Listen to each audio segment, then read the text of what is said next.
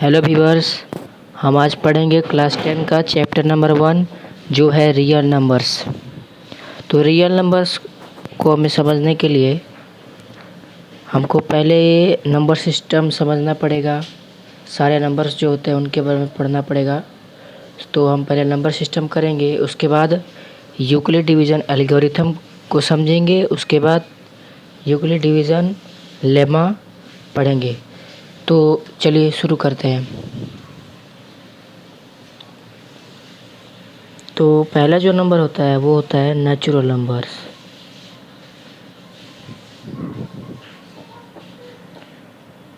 जो कि कहाँ से शुरू होता है 1 2 3 4 5 6। ठीक है, ये तो नेचुरल नंबर्स। और आगे सोन। जो दूसरा होता है वो होता है वोल नंबर्स। इसमें क्या और जुड़ जाता है, इसमें और जुड़ जाता है जीरो भी आ जाता है इसमें। तो हुआ गया 0 1 2 3 और सोन। अब जो तीसरा है वो है इवन नंबर्स।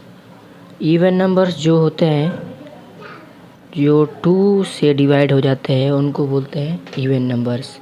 2 से डिवाइड हो जाते हैं।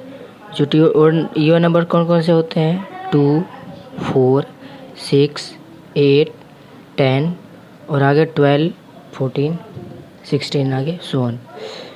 अब जो अगला आता है वो है ऑड नंबर, जो 2 से डिवाइड नहीं होते हैं। वो किस में आते हैं, वो ऑड नंबर में आते हैं।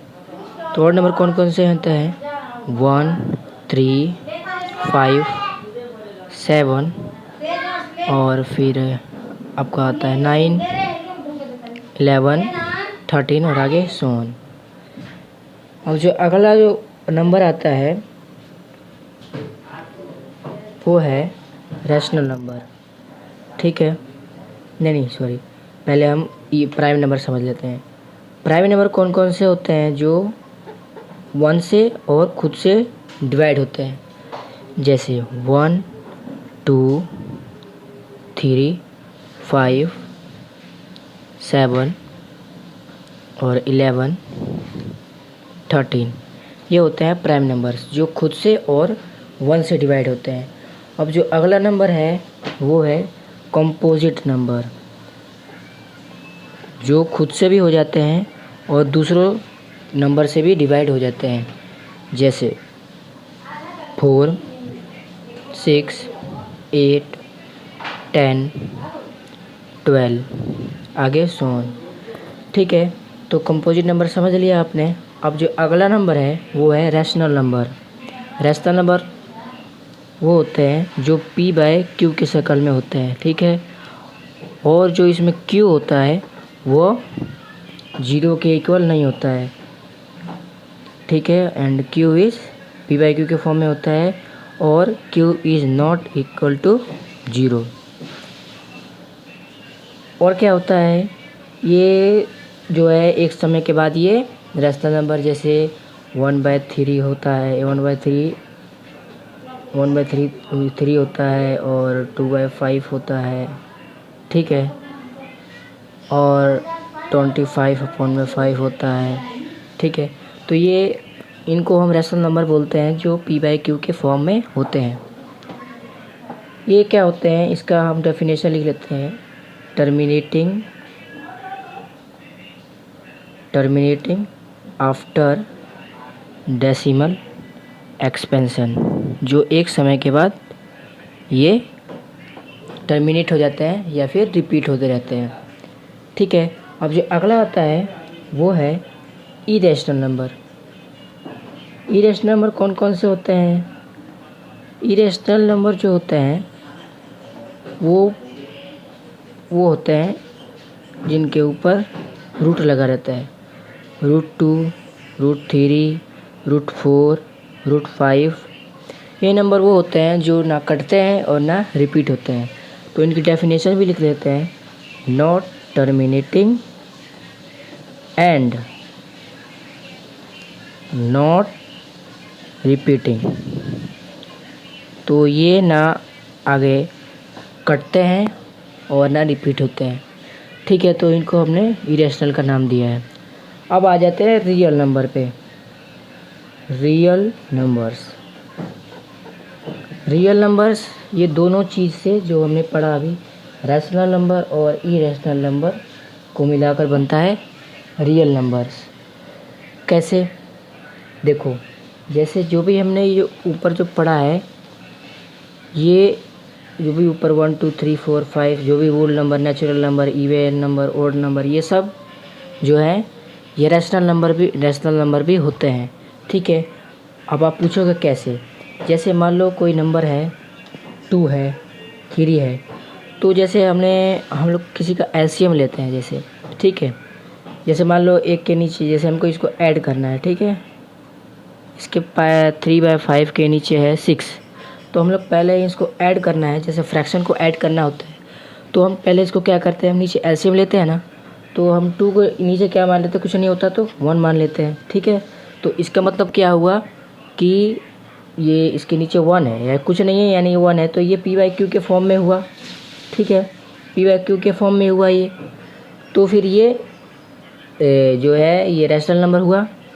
ठीक है, जो भी इसमें नंबर्स हैं, जो भी नंबर दिया हुआ है, अगर यहाँ पे कुछ भी नहीं होगा नीचे तो 1 मानते हैं, तो इसका मतलब तो ये भी रैशनल नंबर हुआ ना। सो जो रियल नंबर है वो rational number plus irrational number दोनों को मिलाकर बनता है हमारा रियल नंबर। ठीक है, इन्हीं को तो बोलते हैं रियल नंबर। ठीक है, अब आपने ये समझ लिया, अब आगे चलते हैं। अब आगे क्या आएगा? आगे है हमारा Euclid division algorithm. Euclid division algorithm, चलिए पहले हम इसका नाम समझ लेते हैं क्या है।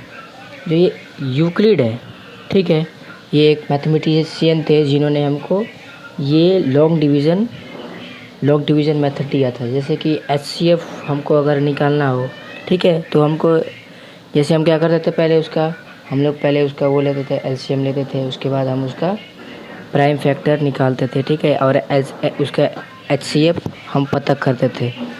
पर इसमें क्या है, यूक्लिड जी ने हमको लॉन्ग डिवीज़न मेथड से HCF निकालने को बताया है।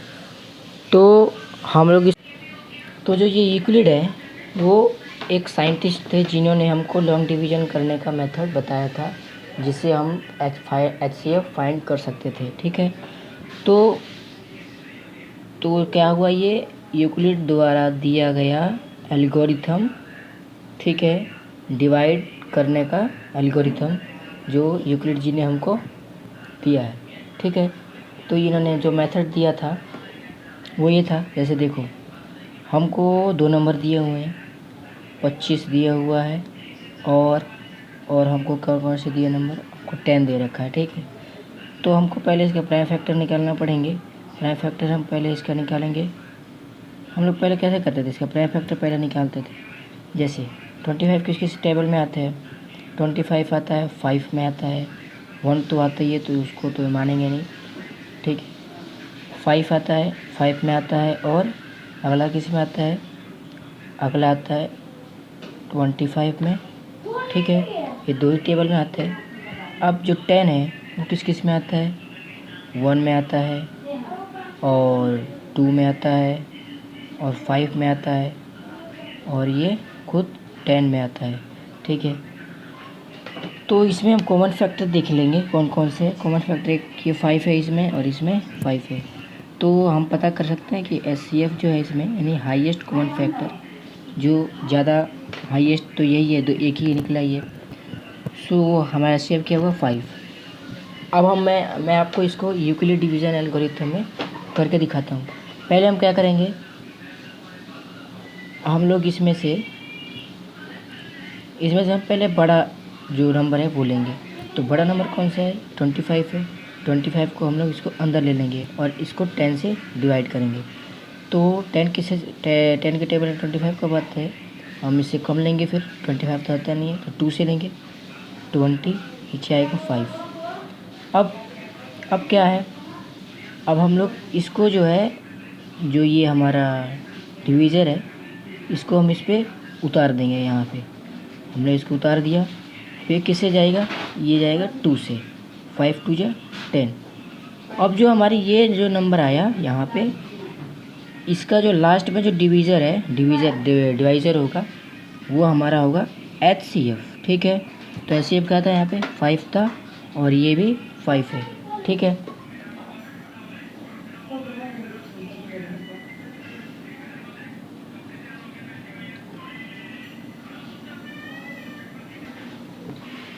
तो जो यहाँ पे HCF आ गया 5।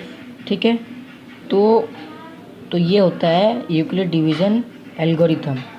अब हम आगे क्या पढ़ेंगे, यूक्लिड डिवीज़न, आगे आता है यूक्लिड डिवीज़न लेमा। ठीक है, लेमा होता है स्टेप्स। ठीक है, हमने कैसे किसी चीज़ को किया, यूक्लिड द्वारा ही ये भी दिया गया है। ठीक है, तो हम देख लेते हैं यूक्लिड डिवीज़न लेमा क्या होता है। A = BQ+R। ठीक है, तो जो है ये फॉर्मूला होता है,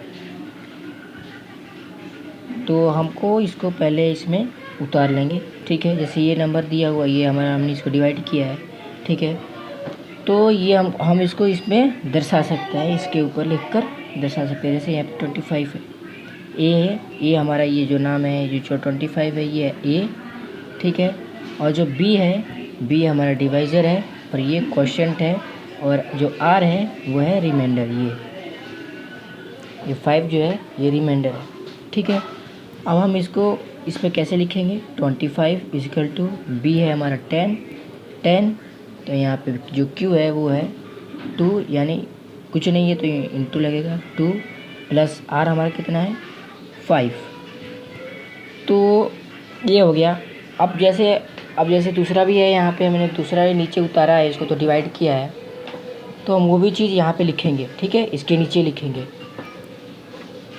कैसे लिखेंगे, ये हमारा A है, ये हमारा Q है, और जो ये 5 है ये डिवाइज़र है, ये क्या नाम दिया गया है इसको, B जो है यहाँ पे जो ये है इसको B नाम दिया गया है, और जो ये है रिमाइंडर है। ठीक है, सो हम लोग पहले इसको यहाँ लिख लेंगे, लिखेंगे क्या, ये 10 हमारा है डिविडेंड, और जो हमारा ये B है वो है हमारा 5, और जो क्वोशिएंट है वो है हमारा 2 × 2 प्लस रिमाइंडर हमारा 0। तो जो हमारा लास्ट में जो हम लोग डिवाइड किया हमने, ठीक है, लॉन्ग डिवीज़न मेथड से, उसके लास्ट में जो हमारा वो है, क्या बोलते हैं, डिवाइज़र है, वो है हमारा 5। ठीक है, तो ये जो 5 है यही हमारा HCF होगा। ठीक है, तो HCF हमारा क्या हो जाएगा, ये 5। तो ये हम इसको ऐसे लिख सकते हैं, यूक्लिड डिवीज़न